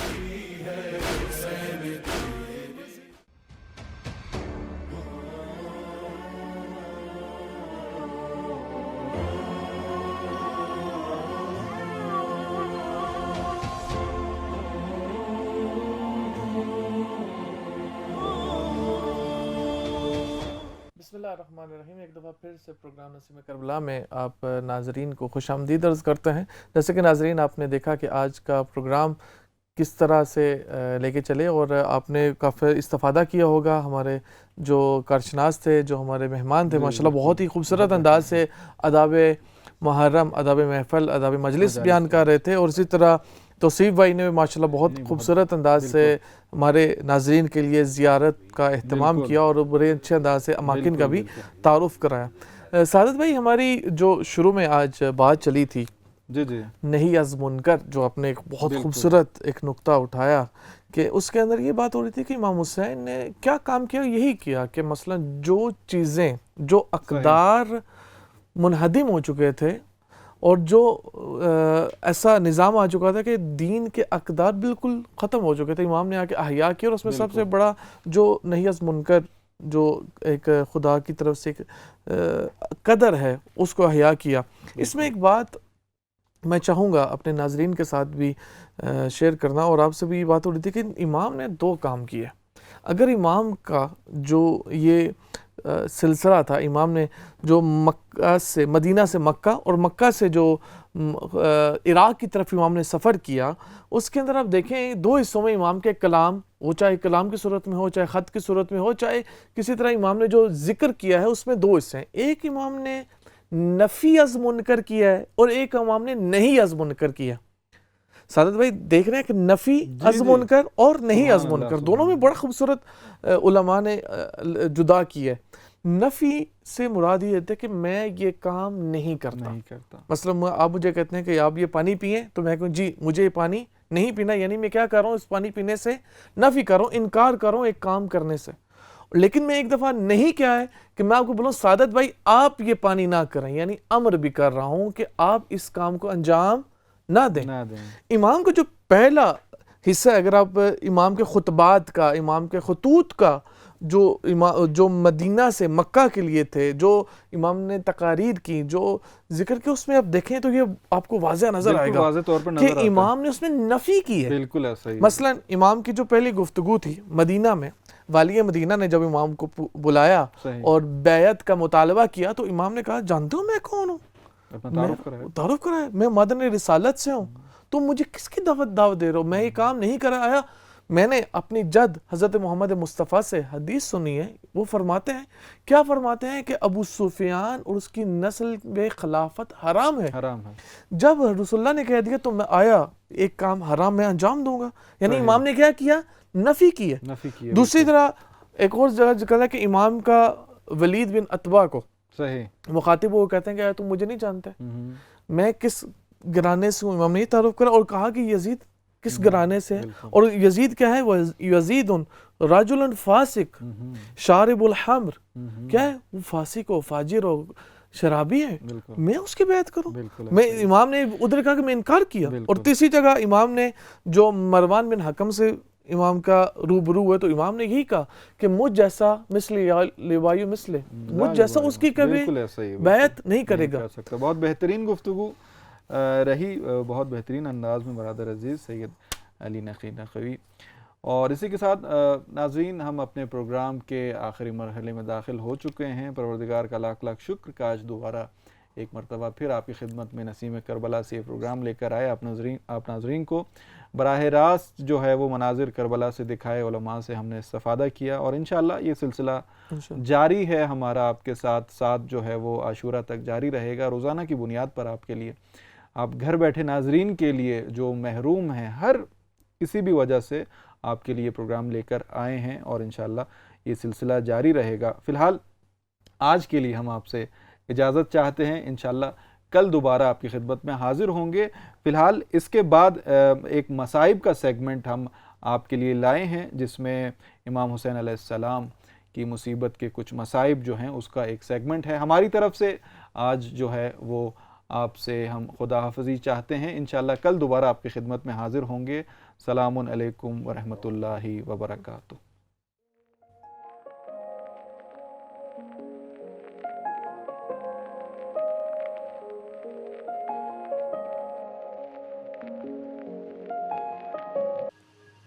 امام حسین جب مکہ سے عراق کی طرف روانہ ہوئے تو 2 منزلوں کے بعد تیسری منزل پر امام حسین نے قیام فرمایا، اور جب وہاں سے رخصت ہونے لگے، وہاں سے آگے بڑھنے لگے تو حضرت عباس سے فرمایا بھائی یہاں سے 4 برابر، یعنی جتنا پانی تمہیں چاہیے اس کے 4 برابر پانی ذخیرہ کر کے چلو، اہتمام کرو، پانی تمہارے پاس زیادہ ہونا چاہیے.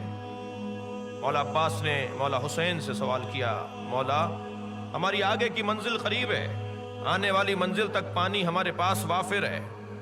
حضرت نے فرمایا عباس 4 برابر پانی رکھو، اس منزل کے آنے سے پہلے ہمیں پانی کی ضرورت ہے. اور آگے آنے والی منزل سے پہلے اپنے ایک چاہنے والے کو بلا کر کہا ذرا فلاں سمت میں دیکھو، وہاں سے کوئی آتا ہوا تو نظر نہیں آ رہا. کہ اس چاہنے والے نے آ کے بتایا مولا کچھ درخت محسوس ہو رہے ہیں. فرمایا یہ درخت نہیں ہیں، یہ کچھ پرچم ہیں جو ہماری طرف آ رہے ہیں. کچھ ہی دیر گزری کہ 1000 سواروں پر مشتمل لشکر جس کی سالاری حر ابن یزید ریاحی کر رہا ہے، اور ان کا حال یہ ہے کہ شدت عطش، پیاس کی شدت کی وجہ سے جانوروں کی زبانیں باہر آ رہی ہیں. جیسے ہی سواری قریب آتی ہوئی نظر آئیں، امام حسین نے فرمایا عباس وہ پانی لاؤ جو ہم نے تمہارے پاس رکھوایا ہے، انہیں پانی پلاؤ. یہ کون ہے بھائی؟ یہ حسین کے بچوں کو پیاسا رکھے گا. اللہ اکبر. ایک سپاہی کہتا ہے جو ہور کے لشکر میں تھا کہ میں گھوڑے سے گرا اور شدت عطش کی وجہ سے، پیاس کی شدت کی وجہ سے مجھ سے اٹھا نہیں جا رہا تھا، تو میں نے دیکھا کہ ایک شخص آیا، اس نے مشکیزے کا دہانہ کھول کے مجھے مشکیزہ دے دیا کہ میں پانی پی لوں. میں نے اتنی عجلت میں اور پیاس کی وجہ سے میں نے اس مشکیزے کو اتنی عجلت سے پکڑا کہ وہ مشکیزہ مجھ سے گر گیا اور پانی بہہ گیا. اب پانی پینے کو نہیں تھا تو میں نے کیا دیکھا، دور کرسی پر ایک شخص بیٹھا ہے، وہ مشکیزہ اٹھا کر لا رہا ہے. اس نے اپنے ہاتھ سے مجھے پانی پلایا، اور میری جان میں جب جان آئی تو میں نے ایک سپاہی سے پوچھا یہ کون ہے؟ تو کہا تمہیں نہیں پتا، یہی تو حسین ابن علی ہیں. اجرکم اللہ. اور سن رہے ہیں آپ حضرات، یہی شخص جسے امام نے اپنے ہاتھوں سے پانی پلایا تھا، جب حضرت علی اصغر کے لیے پانی مانگنے حسین گئے تھے تو اسی نے گھوڑے پر کھڑے ہو کر کہا تھا ہم 1 قطرہ پانی تمہیں نہیں دیں گے.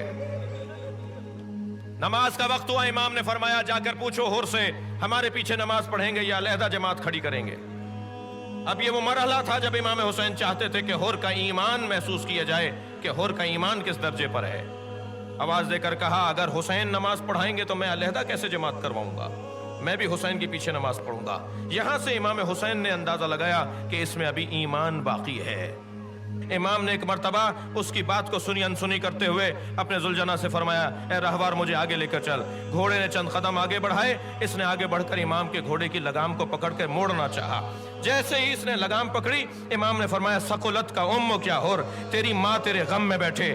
تو ایک مرتبہ بے چین ہو کے رہ گیا، کچھ کہتے کہتے رک گیا. کہنے لگا آپ کی ماں اگر فاطمہ زہرا نہ ہوتی تو میں بھی کچھ کہتا. امام نے یہاں سے اندازہ لگایا کہ یہ محب زہرا ہے. امام نے فرمایا تو میری ماں کا احترام کرتا ہے تو بس اتنا سمجھ لے کہ میں اپنی مرضی سے آگے جاؤں گا، تیرا کام ہے کہ تو میری ہمراہی کر سکتا ہے.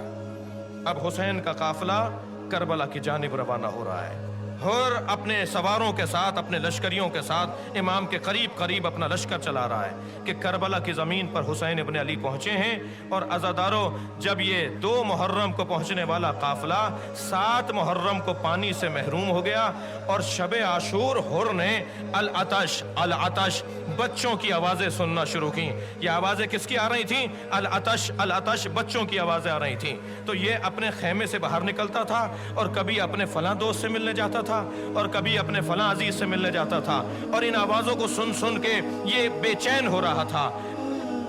جب یہ جملہ حر سنتا تھا کہ چھوٹے چھوٹے بچے پانی مانگ رہے ہیں تو یہ اپنے دوستوں سے کہتا تھا سن رہے ہو، میں ہی انہیں یہاں لے کر آیا ہوں.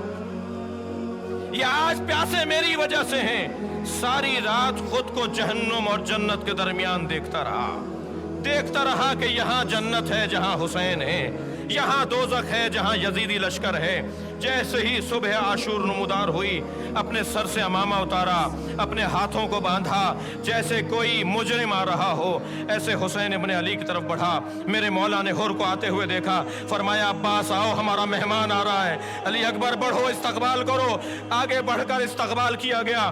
दूर से आवाज देकर कहा, क्या मेरी बख्शिश का कोई सामान मुमकिन है? इमाम ने फरमाया, हुर अंता हुर्रुन फिद दुनिया वल आखिरा, मैंने तुझे माफ किया, मेरे अल्लाह ने तुझे माफ किया। कहा, है हुसैन इब्ने अली, मुझे जाने दीजिए, मैं अपनी जान आप पे कुर्बान करना चाहता हूँ।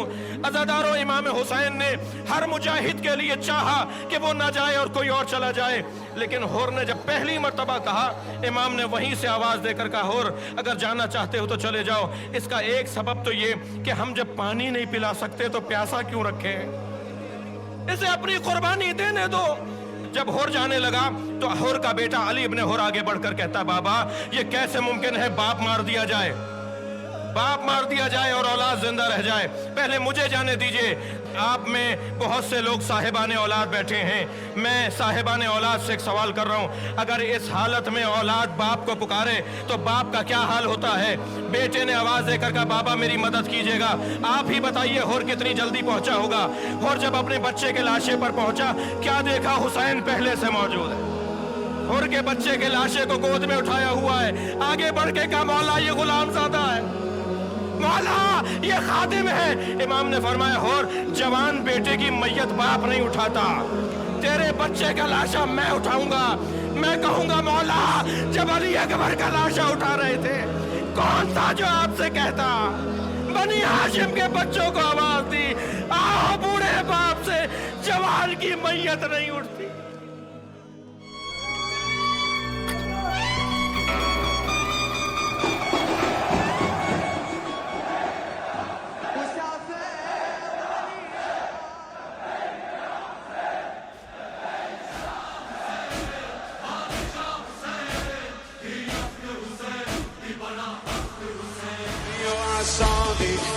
أيها الراضي أيها الباضي يا أمان حسين